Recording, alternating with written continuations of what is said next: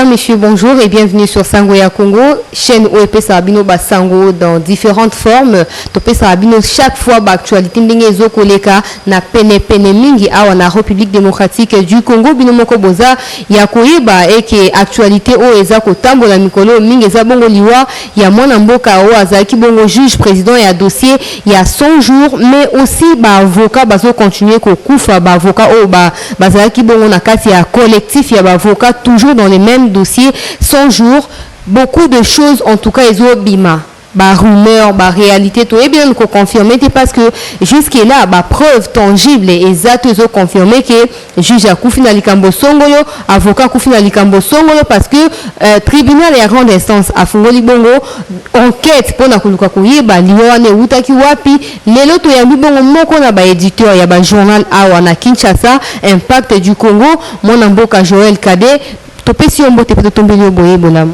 Mbote journal langa comme on Impact News Impact du Congo Impact News merci pour l'invitation nayo ndeko merci.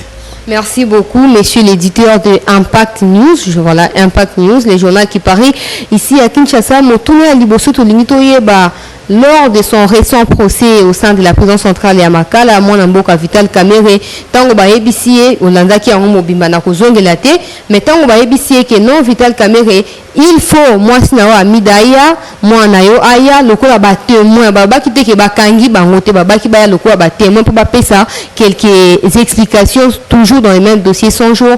À l'Obaki, si vous touchez à ma femme, ma fille ou ma famille, je vais allumer les faits. Quelle coïncidence na liwa ya juge président tout le bangon dengeni.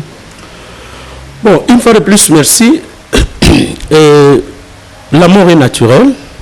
Et kozoyo, et kozonga, lobito lelo, nzambe mutu ayebi mikoloboni ya komeli mutu nyonso na buku ya bomoe.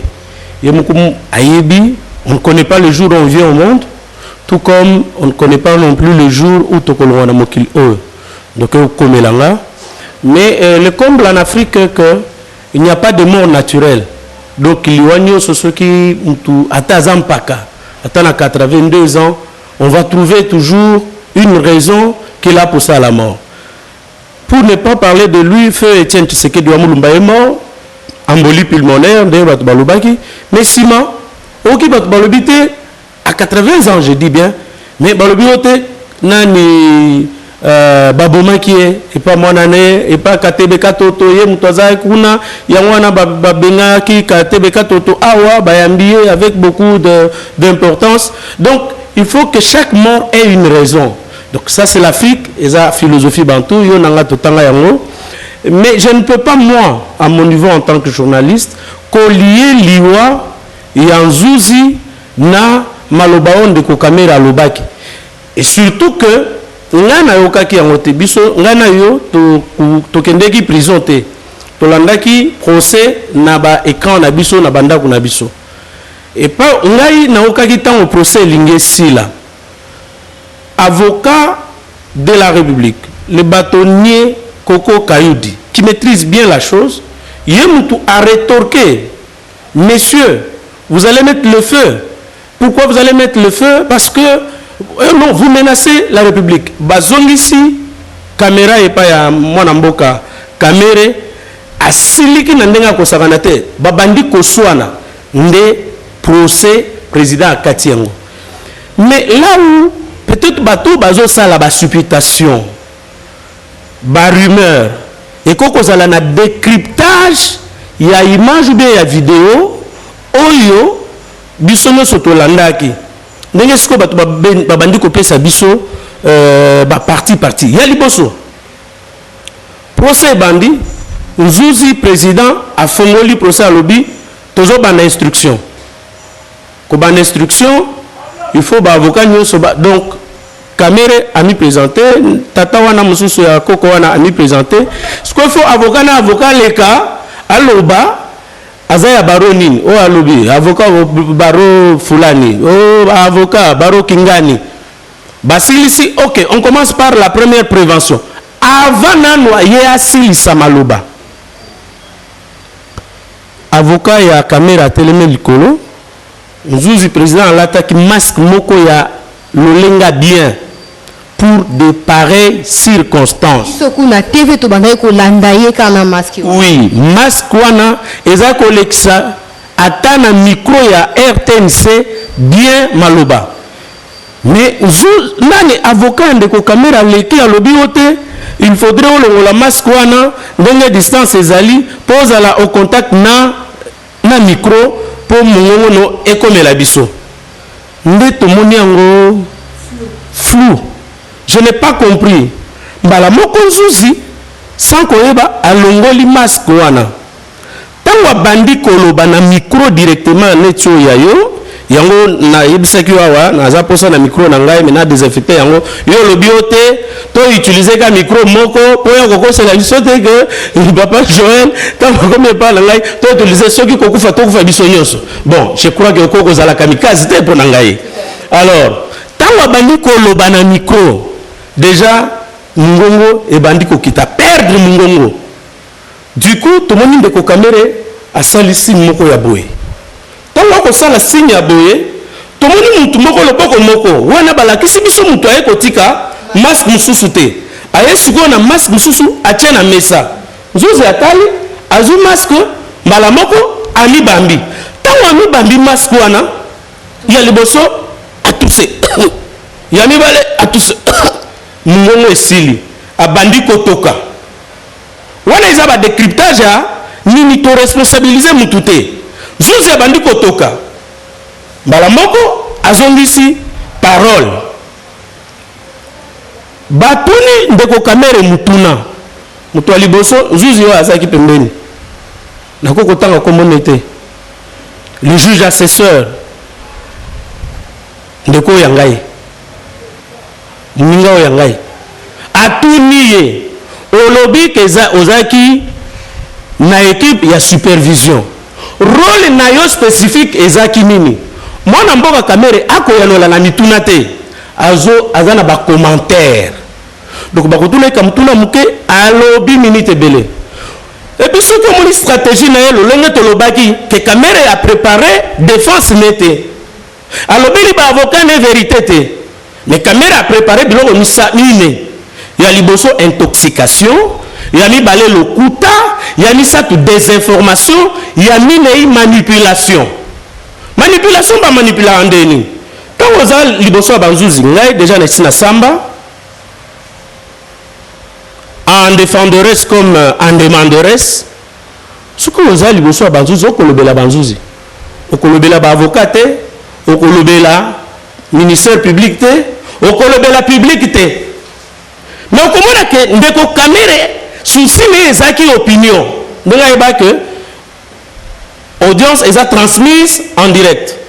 Au komona a bengi caméraman plus de 5 fois. Et je dois vous avouer, tout cela qui on a ba avocat na banzuzi mususu, les gens n'étaient pas d'accord du comportement ya Nzuzi président parce que atiki ye akoloba des histoires qui ne concernaient pas. Et puis moi des autres mokobo azolo bela oh caméra venez voir non les preuves ba déposa kayango na mese ya Nzuzi nde mutu akopesa soki partie civile anango posa apesiye soki ministère public anango posa apesiye mais okomona kende ko caméra souci na ye ezalaki ya population nande ko azaki koloba français lobité Jamal abandi koloba français et puis bakotuna ye mutuna o na bosani na o na liaki lobi na bosani ye kaka ko jurer ba serment kaka o bokena likita mama na ngai o bo yelanga bible o so mona na carême musulman asenga bible. Donc c'est là on a compris oh mensonge ma soeur et babiloko c'est commis bokena matadi bokena lobito bokena Dar es Salaam biloko c'est commis na port lokuta na lokuta. Joël, au regard il y a manigance, tout bien en bongo manigance, arrogance, la partie de la monsieur Kamere, de la monsieur Jamal, le autre est-ce qu'il signe que ça na procès au bazo intimider même justice, il est Kamere na lengene ya kosamba. To retenir mine na procès alors qu'ils a le quoi procès historique, mais tout le monde est comme au côté bambrouillement ba magui. Oui, il y a un lobby il fallait na si ça idée à liboso, c'était ba au décryptage à l'image ndesko bat balobité et ça peut-être défense de mutu et organiser liwa ya ndeko nabiso yani Raphaël au Aotiko Kufa parce qu'à zone ndaku 24 heures après Mbalamoko accueilli. Mais mes hommages à ces grands juges, mes condoléances na famille nae nzamba sungabana nakosenga vraiment na mokonzi mboka ba décorer nakosenga na mokonzi mboka ba koka kopesa ko construire bâtiment moko ya justice ba pesa yango kombo ba sala avenue moko ba pesa ye kombo pour na ko honorer mémoire ya ndeko na biso yani Raphaël. Passons à votre deuxième question. Vous savez, il y a 3 infractions au Tindi Balande Ndeko Jamal na Ndeko Kamere. Il y a liboso et ça détournement. Détournement, magistrat Koko Tindo a Koko faire fixer affaire liboso à cour ou bien tribunal Tesoki a la conviction il y a culpabilité. Dans Zouzio Bako Sambisa bazana capacité ya ko qualifier ou bien ya ko requalifier ba infraction na lolenge avocat le professeur wana na bosani kombo na ye ya République a fixé ki makam.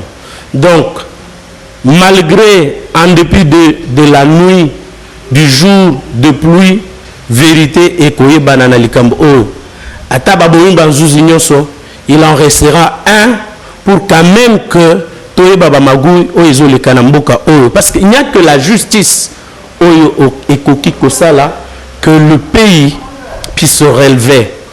Lobi nazaki na Gombe na moni baso de mouton kaka tango bango baza na prison lolenge connaître accélération bokende na micro na bino bokende na biloko na bino reportage na bino kuna na Gombe bokomona que il a fallu bakanga bango pour makambo ekenda avant et ça ce ne sont pas les efforts du chef de l'État, ce sont les efforts de la justice.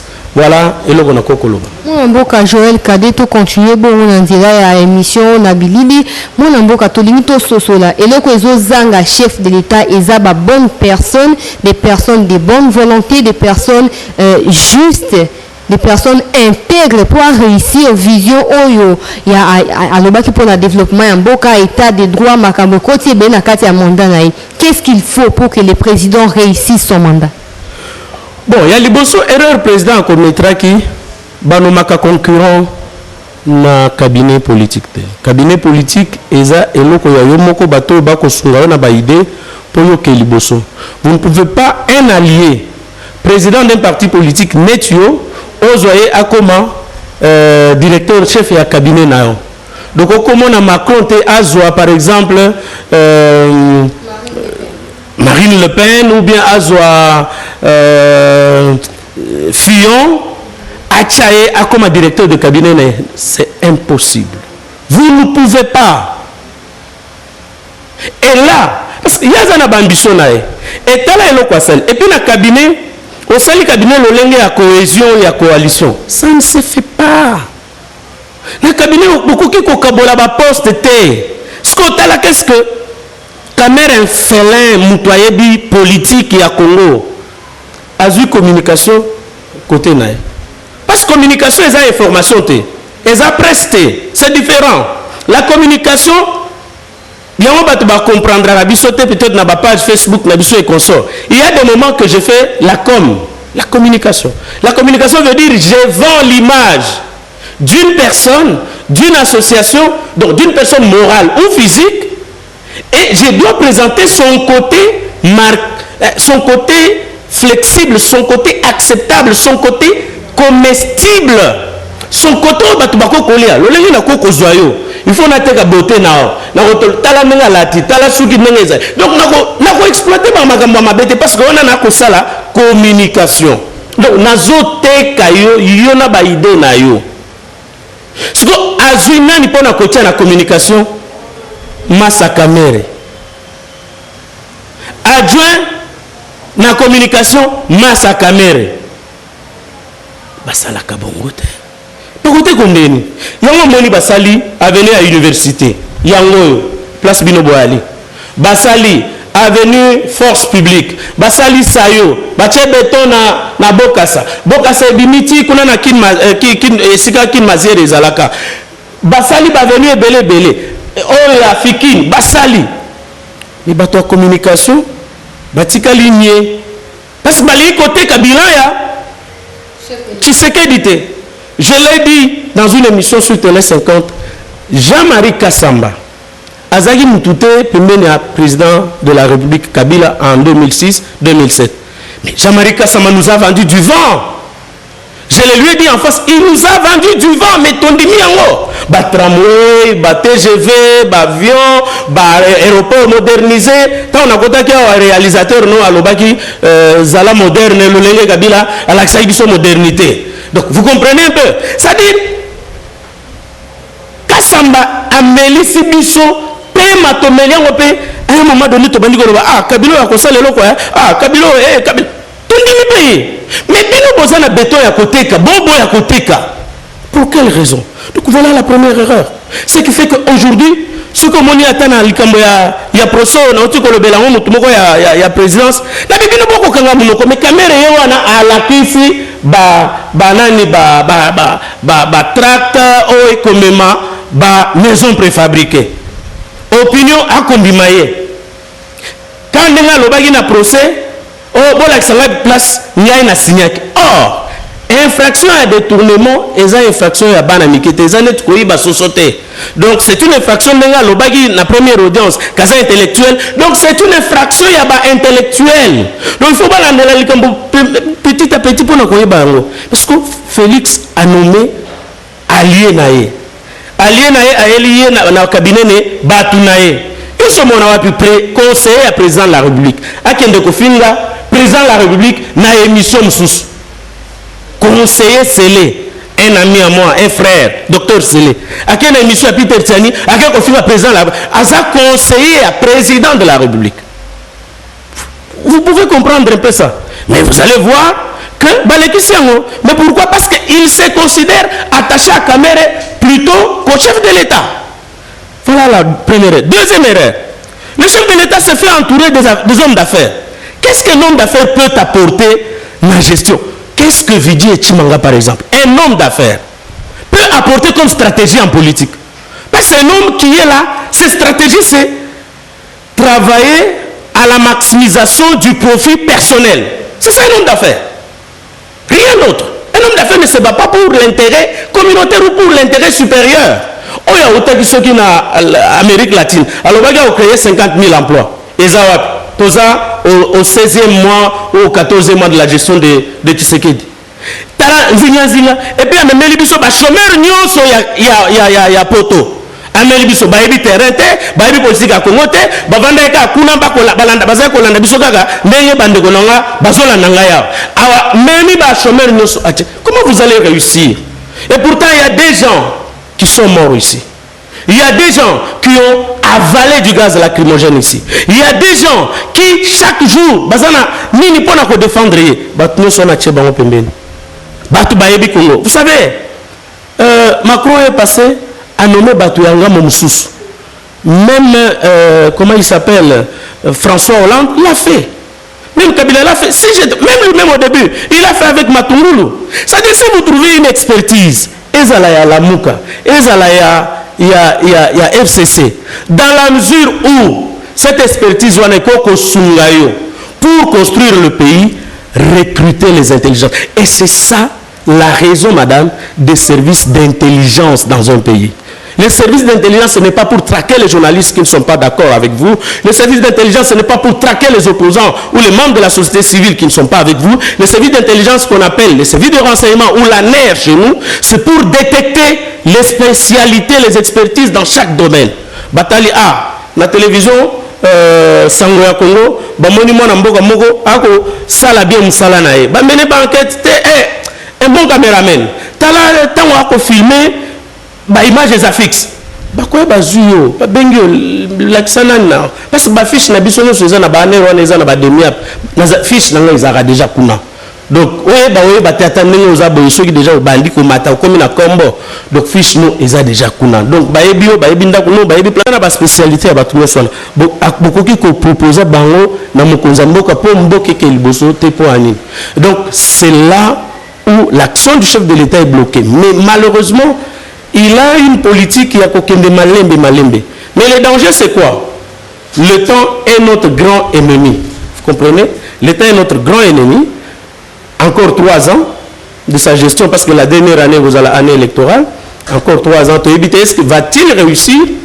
Ça, je reste optimiste par rapport à sa volonté, mais par rapport à l'entourage, je doute fort, parce qu'il s'est fait entourer. Et bon, on va l'aborder, parce que je l'ai entendu, vous l'avez abordé. Donc, c'est question de se faire entourer, Nabato, Bayebi Mboka, Nabato, Bayebi Moussala. Tala Moutouaché, Libiso na santé.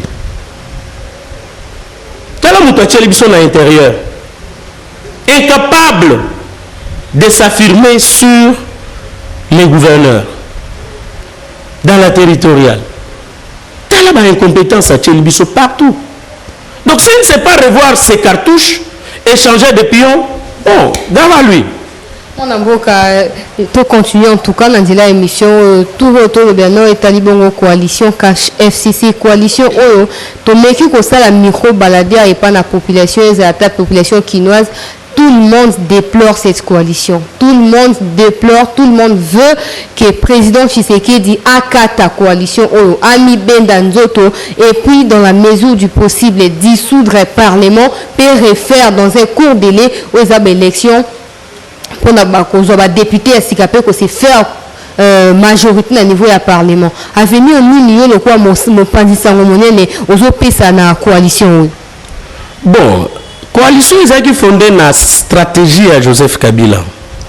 Joseph Kabila a une stratégie nette ya bandeko na biso rwandais. Il y a ko avaler ba grand parti na ba grand nom na mboka. Abandaki liboso na MLC. Ba pousser MLC ba vandisi pembeni ba nyati ce qui ba posa ya ko débaucher ba posa ya sous-traitance ba zulu tuna MLC ba banana ba kanitato ba Tambo Mwamba ba François Mwamba Yves Kisombe Thomas Louaka, vous comprendre azu bango so affaiblir sima élection o mbemba gagnaki Bemba teki yango aboko salsa baoyo ba accompagner qui na bitumba amoni que dans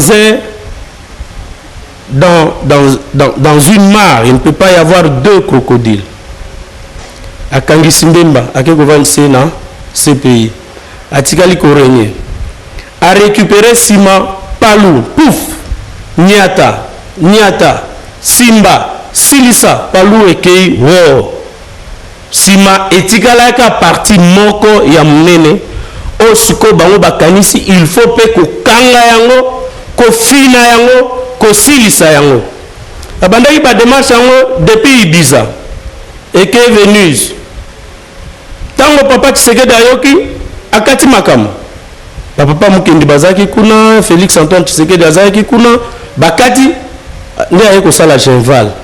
Quand on va salir Genval et salir moi, couper sa force na opposition et puis si Makas église catholique na CLC bakoti likambango force ezwami à l'interne Kabila Moni à perdre à l'externe à perdre.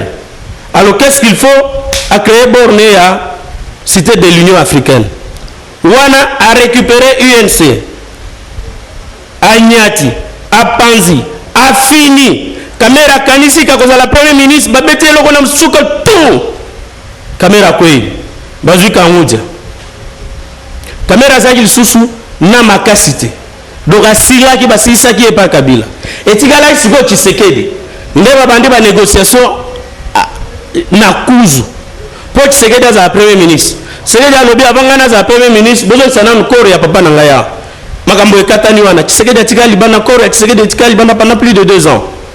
Alors qu'est-ce qui va arriver et bloquer les bakena centre interdiocésain ya Kinshasa pour que sala makambo etali et pesaki biso accord inclusif autokendelaki na élection le 30 décembre 2018, qu'est-ce que j'ai dit. Et donc souci il y a Kabila qui a profité azwa. Il faut azwa batmoko malléable, manipulable. Parce que bamoni bazui kabund. Kuna na UDPS batbalobe o kabund makasi. Kabund moyen à coaliser na médiocrité ezate. Moyen andima babuzo bana bango ezate. Moyen andima basala congrès. Babimisa mbongo na mbongo wango 7 millions msusu bima ya visible ezali ya invisible ezali bakwe sa président et simbité. Alors le message au Batindeli Tshisekedi ngongo boy toko esamutuna mama bunda kei kota Tshisekedi ono dans ce cas là tika va poursuite contre badiba ancien dignitaire tika makamba foner parce que makamba foner la famille ancienne famille présidentielle les akuna nakati yesomona mwana azala membre ya conseil d'administration bafuta ka imongo a fonere komaki mbongo ya libota mbongo go passe komaki mbongo ya mutu songolo mbongo ya recette pétrolière komaki mbongo ya mutu songolo mwana Laurent Désiré Kabila mbongo ya boye ya front non en tout cas. Donc les gens se sont appropriés, ça dit telle entreprise bambongo ne ekozala ya papa Zoé oyo ekozala ya Jeanne ya dada oyo ekozala ya mama Sifa. Donc ils se sont partagés tout. Ma chère amie, à un moment donné, ce que tu sais que la priorité c'est quoi? C'est la justice. La justice, on a banana masananga. Na banana mwana mai nanga pona ko emprunter expression na ya lobaki na lolenga campagne liboso ya Christian Lusako que je salue en passant. Donc mwana mai nanga na livré. Siko ngabino na okela binoma nde ya bandi na justice. Godard Motemona, allez, singi là-bas. Oh, balingi influence sur la justice, non. Botika, on ne peut pas faire l'influence. Le problème est bandiwana. De bango siko bazo négocier oti atika aboyi. Botika yuma aboyi. Abi ok, nego boyi yuma to la kisoto peso nini que demain yom to to destituer. Et donc voilà, ndenge coalition ezokende. Nous tendons vers un cul-de-sac. Nous tendons vers un blocage. Na minute en tant que politologue, je ne vois pas l'issue. Na pronostic exaté. Parce qu'à Bitumba ekomi et atteindre niveau abe moko alobaki et atteindre niveau mystique.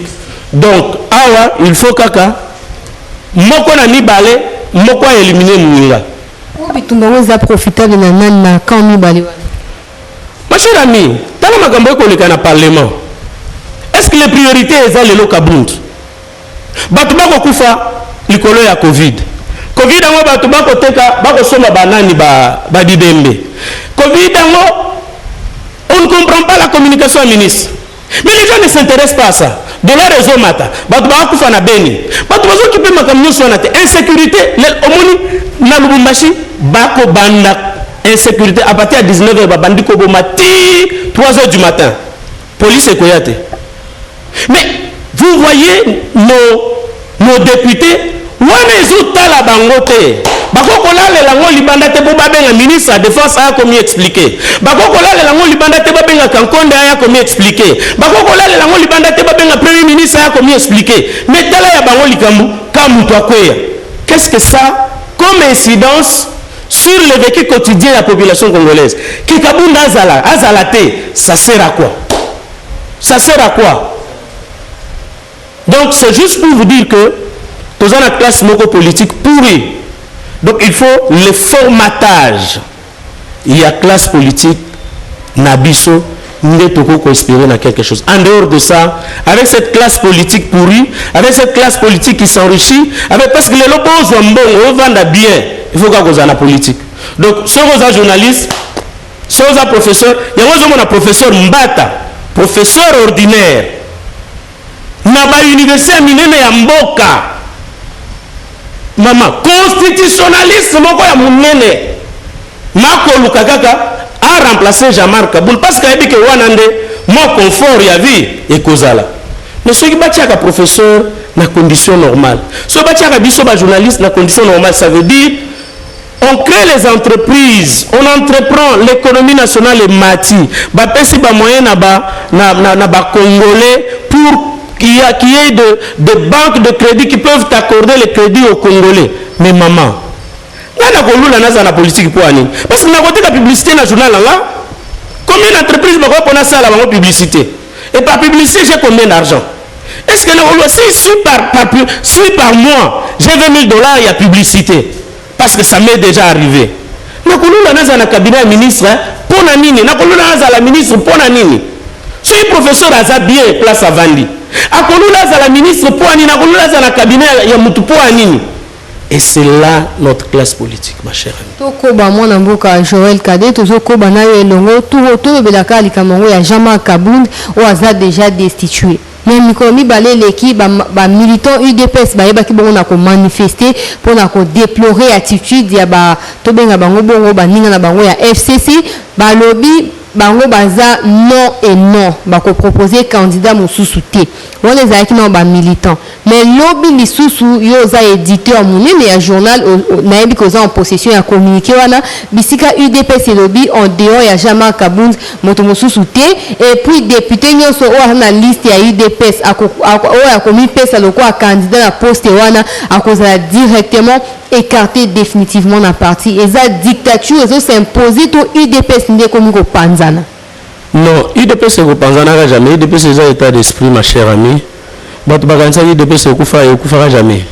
Donc c'est là où vous voyez c'est bakende François Mamba Bazongeli, ba Crispin Kabase le Bazongeli, donc UDPS c'est un état d'esprit. On a ça vision et directoire il y a UDPS.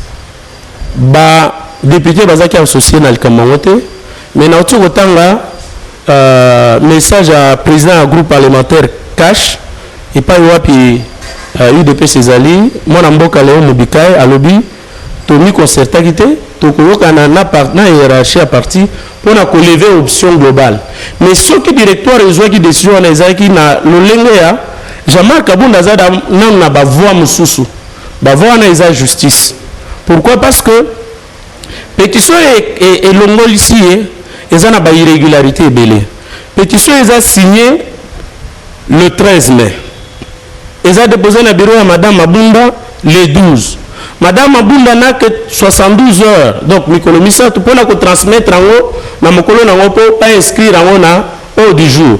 À transmettre en haut, mais après 72 heures, na plénière a annoncé yango comme 4e point à l'ordre du jour.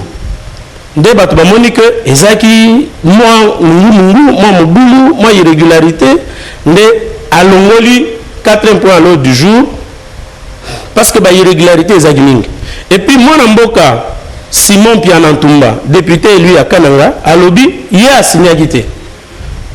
Ba député Pemi Balé qui tambala na Lumbuba na Lubumbashi na confinement depuis le 18 mars.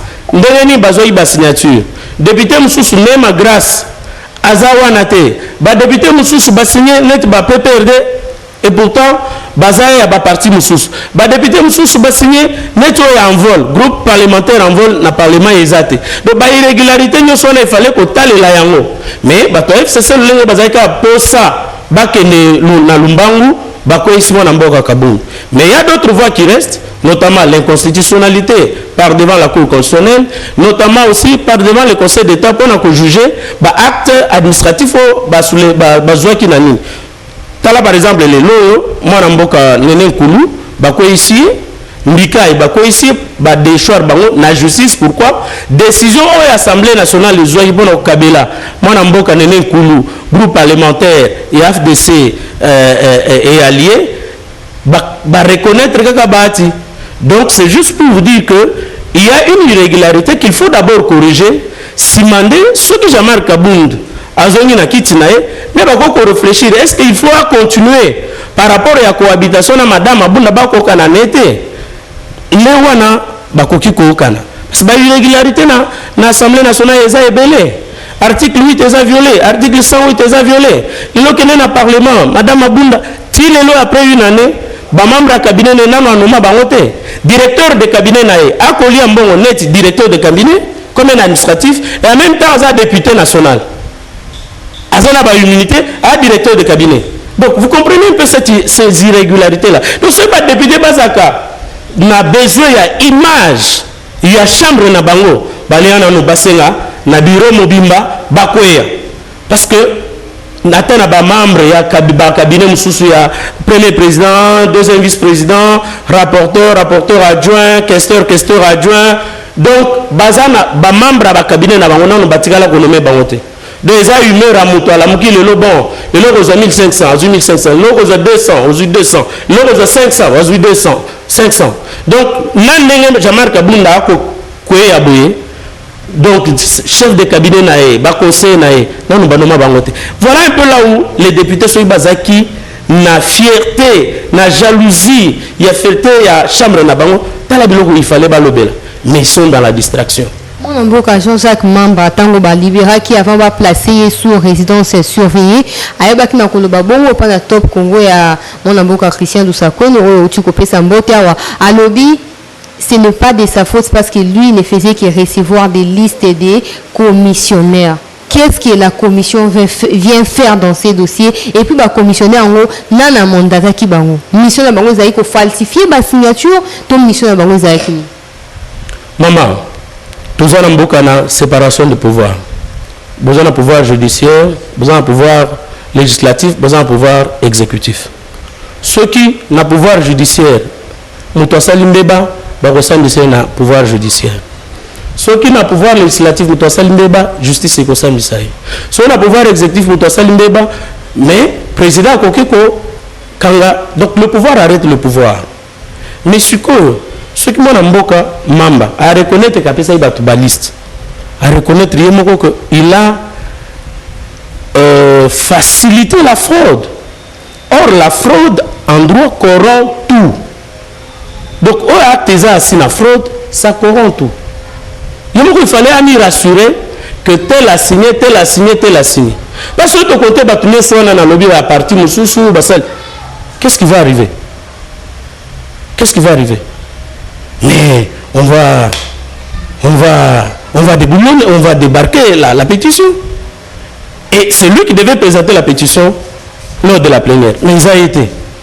Donc vous comprenez ces irrégularités. C'est que nous avons compris, Mamba Azaikaka a salé sous-traitance et Loco MLC et Salaga depuis Kalanio Sooi. Voilà ce que je peux dire à ce sujet. Inflation monétaire sur les marchés d'échange. Aux éditeurs, comme je le disais autrefois ici, que dollar est comme Komata. Biso tozana bon on a biso babengi franc congolais. Qu'est-ce que le dollar vient faire sur les francs congolais? Ce qui dollar est amoto, il y a dans ces cas devenant américains et laissons les francs congolais. Pourquoi ba précaution les autres ont maté na niveau à stabiliser monnaie na biso à la République démocratique du Congo? Pour nous stabiliser monnaie maman il faut qu'on produise dans Mboka. Mais qu'est-ce qu'on produit? Nous produisons ce que nous ne consommons pas. Nous consommons ce que nous ne produisons pas. On importe même la cure-dent. Et pourtant, nous sommes le bassin forestier le plus important en Afrique et le deuxième au monde. Comment voulez-vous que nous soyons importants au moment où nous ne produisons pas? Et tout le monde croit que pour avoir de l'argent, il faut qu'on ait la politique. Personne ne peut même faire, ne fût-ce qu'un petit champ de maïs pour vendre. Les maïs que nous consommons à Lubumbashi, ça vient de la Zambie, ça vient de la Tanzanie, Kenene Aru, Kenene Ruchuru. Même la boisson, même le lait, on importe du Rwanda, on importe de l'Ouganda. Mais comment on va avoir les dollars? Comment la monnaie peut se stabiliser? Parce qu'on ne produit pas. L'unique stratégie à prendre aujourd'hui, c'est produire, s'investir dans l'agriculture, se produire dans les pétentiques. Mais tout cet argent, c'est aujourd'hui qu'on découvre que, bon, nous on produit, mais qu'il n'y a pas dans la zone offshore et qu'il n'y a pas paradis fiscaux. Il y a un likambo au flou et zana jekamine. Il y a un FMI à limite pour régulariser, pour reprendre coopération à bisoté. Parce qu'il y a trop de contrats léonais dans ma camboïtali jekamine. Il y a un FCC, ils ont protégé. Parce que mais comment on va maîtriser la monnaie lorsqu'on ne sait pas maîtriser notre production? Donc voilà, c'est là. On peut en vouloir à Madame Akassa Bandoubola.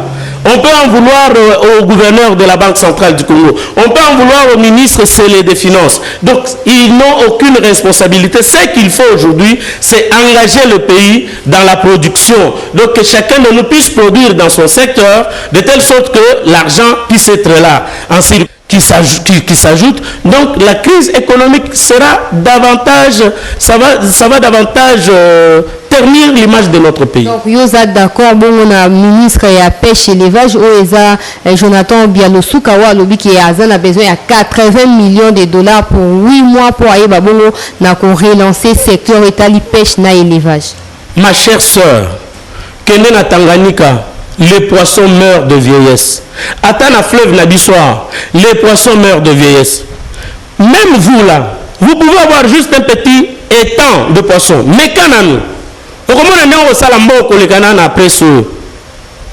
Et l'équipement après, c'est parce que tu fais les étangs au bandit qu'on laisse. Même les petits poussins ici, les Congolais ne veulent pas travailler. Les Congolais ne veulent pas investir.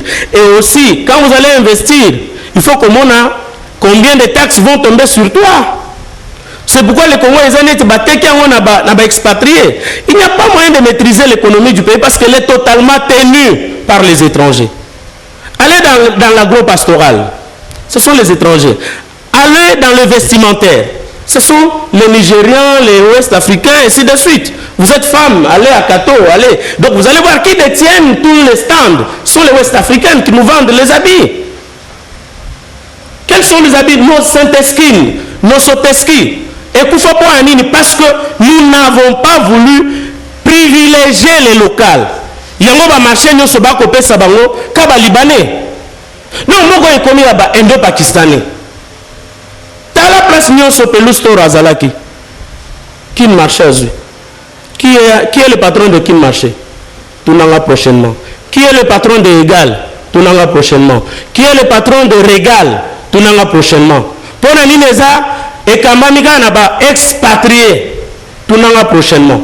Et comment est-ce qu'on peut avoir la valeur de votre monnaie lorsque l'économie du pays est tenue par les expatriés? Et chaque expatrié a son colonel, chaque expatrié a son directeur de cabinet du chef de l'État, chaque expatrié libanais a son ministre qui le soutient, chaque expatrié. Il faut voir comment Mme Akassa Bandoubo, la ministre de l'économie nationale, a eu des problèmes avec ceux qui protègent Abed Achour.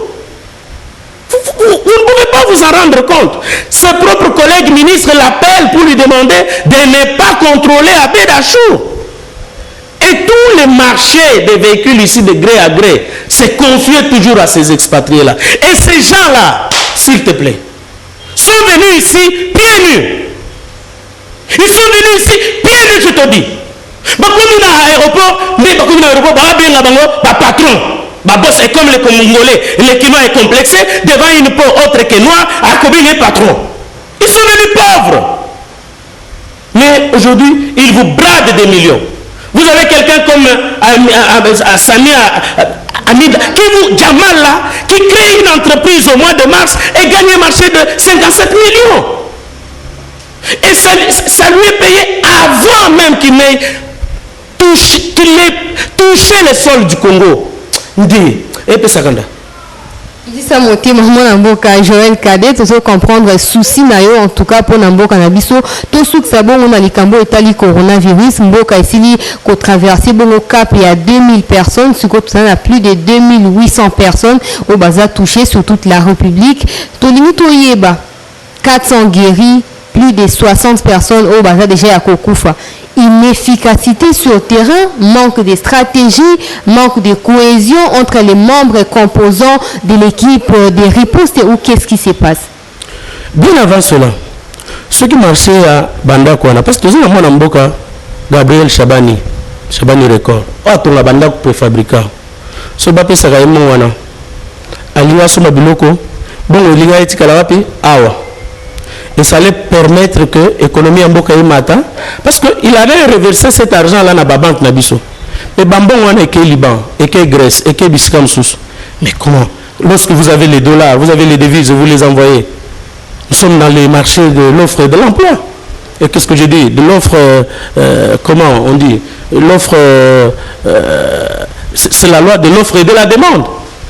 Et tous les millions qui sont partis dans le cadre de sauts de moutons. Tant on a besoin de moutonner, Blatner, Bafouti Mongo, on a compte débiteur. Compte Azana Banyan. Mais ce que Kouikouna, Bakolo ah Seigneur Jésus, Congo. Congo. Makamba Corona, ma chère, la ligne, on le soutient parce que le ministre était né, moi, c'est Bakansi, qui n'a pas ça pour remplacer. Pourtant, on a expertise à temps, la santé. Le problème à Corona est comme beaucoup plus grave parce que la communication n'est pas qui m'a dit. Le premier jour, le Corona est comme Kiawa, Moutubakangaki, Bachekete, Bagé Koko Tse dans l'hôpital d'amitié sinon congolaise, Bao Bazaki malade, Kuna Ebele, Bakimi, Bafutana hôpital T. Je crois que vous avez vu dans le micro baladeur Nabinokuna et Mouto Azaki Bachaki na chambre à Batunyoso, Azobima, Azo utilisé Banini. C'est comme si on avait besoin que Batubaz soit beaucoup plus contaminé. Baluki ba contact n'était pour checker bango pe ko désinfecter. Babisika, bao bakende ki, bavanda ki, bagé ko désinfecter mais quand hôtel wana batindika basoda ngo bakenda ina sans cache-nez, sans matériel de protection, sans quoi na minduki neti minduki nde mutu elinga ye boma corona. Et deuxième cas, tant batu ango bakoti hôpital, prise en charge des acquités. Conscientisation et personnel médical et zalagité. Ce qui fait que tu connais premièrement docteur Didier Bandoubola. Et à Kofi Pouanini, a sali 5 jours l'hôpital. À son mon côté. Et pendant ce temps-là, avec un téléphone smartphone, na maboko azomo na ndenge ba kofinga leki na o azaki ministre. Et moi akufaki. C'est pourquoi moi je veux dire akufaki na corona te, akufaki na pression, na souci, na pas sur azako kana motema. Parce que yemoko mutoni sengela ki thermomètre, tensiomètre, libanda pona ko banda ko mi checker na glucomètre. Mais tala médecin d'abord ba komela bango akoko traiter déconnecté à quoi on traiter mon côté. Parce que le médecin il panique lorsqu'il constate que ça ne va pas.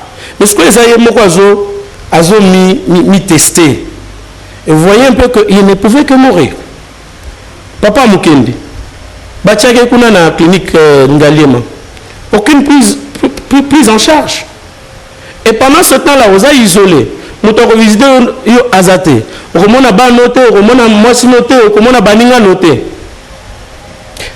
La prise en charge avait fait défaut. Tant qu'on va passer dans le docteur Mouyembe, la prise en charge a été améliorée, il faut le reconnaître. Mais la communication continue à faire défaut. Il faut les noms. Tous la télévision, il faudrait qu'on puisse utiliser les relais communautaires, qu'on puisse utiliser les leaders des communautés à la base, dans les communes, pour sensibiliser la population, bandi malade et koboma. Et si on ne sensibilise pas à la base, dans nos communes, on ne donne pas le mégaphone aux gens, on sera toujours dans la montée et maladie écocilatée. Je ne vois pas pourquoi on va continuer ce confinement ou cette prorogation. Il y a état d'urgence. Je crois qu'il faut qu'on prenne les mesures parce que la maladie est peut-être libérée, mais il faut qu'on prenne les mesures pour vivre dans le sida, pour vivre dans la malaria, pour vivre dans la typhoïde. C'est tout ce qu'il faudrait que les Bakozambo réfléchir, qu'ils réunissent toutes les expertises du pays pour que chacun dans son secteur trouve un moyen d'apporter sa petite pierre à l'édification de la nation dans la lutte contre la propagation du Covid-19. Merci, moi Namboka Joël Kadé. Bon, le bano ya souka ezani au résumé bon on saute le bon ko alelo. Moi ko résumé émission ezarate, malheureusement émission té to le beli makamobele. Tout ce que je puis dire c'est remercier Sango ya Congo. J'ai déjà vu plusieurs fois Bazui là où j'ai apparu émission Moussoussou na ba télévision Moussoussou Bazui Yango. Ils ont fait ma promotion plusieurs fois. Je suis très reconnaissant vis-à-vis à ma responsable et chaîne Nabino, très reconnaissant vis-à-vis à coordonnateur, Nande Konabiso réalisateur, très reconnaissant. Bravo. Le Congo, c'est tout ce qui nous unit. Totika tribalisme, le tribalisme n'élève pas. Batunet biso ceux qui tribu mbele tokufakala. De ceux qui vivent ezapona ba tribu mususu ezapona ba mboka mususu. To lingana n'y a que l'amour. Et mon vivant kolukate au kumisangata on a ozala lisute. Donc c'est maintenant qu'il faut, s'il faut faire les hommages, c'est maintenant que nous devrions nous faire les hommages, que nous devrions dire comme on dit, il faut dire je t'aime à tous ceux qu'on aime quand on en a encore l'occasion. Sinon après-demain, vous ne me verrez plus et je vous dis bye. Merci beaucoup à vous tous qui nous avez suivis dans la émission na Sango ya Congo. La pesi merci na Généon. Pe na moura bao bazaki bongo sima ya caméra tokutani na mbala sima. Ceux qui vont nous contacter biso pour na question commentaire par rapport à l'émission Bolivie peut beaucoup un éditeur il y a Impact News monsieur Joël Cadet beaucoup mais la biso tout benga biso na plus 243 97 26 17 024 plus 243 97 26 17 024 tokuta namba la sima matondo mingi. Eshima, votre magazine qui bat au rythme de l'actualité. Une réponse à vos besoins en information, un éclairage dans divers domaines. Impartial, documenté, instructif. Eshima, au cœur de l'info. Retrouvez la nouvelle édition. Leadership, gouverneur Richard Mouyej, le plébiscite de Forbes. Politique, le système politique africain. Alternance et organisation de partis politiques, les opposants, nouvelle force du pouvoir. Interview, Jean-Marc Kabound, l'UDPS ne cédera pas au chantage. Baudouin Maillot, au nom de quoi on nous impose la machine à voter. India Omari passe en revue le meeting du FCC. Province, les lois là-bas, coffre-fort de réserve minérale. Sud Kivu, l'impulsion salvatrice de Maître Nyamugabo. Économie, budget colossal de l'État, réalité et promesses. BIAC, 2 ans après, toujours pas de repreneur. Afrique, le poids des organisations africaines. International, la Cour pénale internationale en sursis. Dr Mukwege, un prix Nobel politisé. Retrouvez l'intégralité du magazine Eshima dans les kiosques. Eshima Magazine, un nouveau standard d'information.